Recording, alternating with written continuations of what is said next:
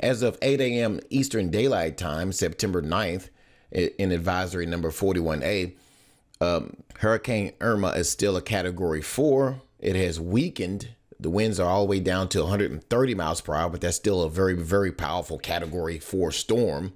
The minimum central pressure is up to 937 millibars. It's weakened, obviously, and it's moving now to the west-northwest at 12 miles per hour, slowing down slightly as it heads over Cuba. A lot of mountainous areas down there. The eye just stayed off of the shoreline, but it has been interacting with it all night. So that's the reasoning for the weakening of Irma.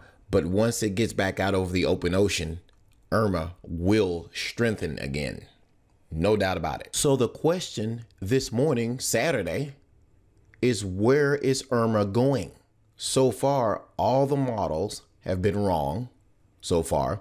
They keep shifting it now to the west, and none of the forecasts exactly for where this thing is going has been correct up until this point. The models have been continuously changing.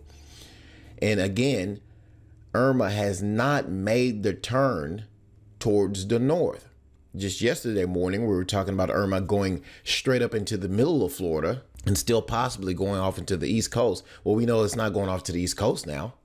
It's too far to the west. It's been skirting Cuba all night. So the real question is, where is Irma going? Why is it that Irma has not made that turn? Let's explore that real quick. Now, here is the reason why Irma has not made the turn to the northwest like it's been forecasted, or like the models were forecasting it to do.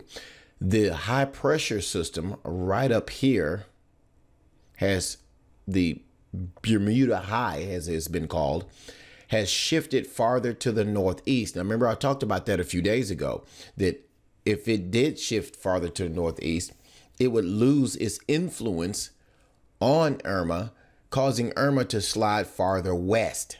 Well, as you can see right here, this high pressure system is shifting farther to the northeast, and it is losing its influence on Irma, causing Irma to go further toward the Gulf of Mexico, further west, totally changing the forecasted track that the models had it. So far, the models have not been right on this one. So now we have Irma. As of me making this video here early in the morning on September 9th, Irma is still sliding farther to the west and still traveling to the west. So that high pressure system has weakened, and so far none of the forecasted models have been correct. Will it make that turn today? We'll have to wait and see. There's a lot of factors. There's a frontal system coming from the United States that will also cause it to turn toward the northwest. It hasn't started affecting Irma yet, so we'll just have to wait and see what happens when these models, the updates to the models, come out a little later, and the next forecasted track of Irma comes out. Now, I want to go ahead and point out again just how warm these water temperatures are that Irma is heading up towards the Key West area. They're around 88, 90 degrees up in that area. So the storm, obviously interacting with Cuba all night, has weakened somewhat, and it'll probably weaken just a little bit more. Now, once it gets out further over the water again, there's no reason for the storm not to strengthen again. And it looks like that eye, if you want to believe the forecasting from the models now, is going to stay out over open ocean. There's no reason for that storm not to strengthen. It's going to strengthen. There's no doubt about it once it gets further away from Cuba. If you want to go ahead and believe these models. Now, the models, again, have not been exactly right. The storm is traveling northwest, but it's not traveling. It's not making that turn further to the north like the models have forecasted it. So we're going to have to wait for the next 12 to 18 hours to see what's going on, if Irma will make that turn finally toward the north, back out over into open ocean. And now the models, of course, are forecasting that it's going to affect the western part of Florida. But if it doesn't make that turn, it's going to go further out to the Gulf of Mexico.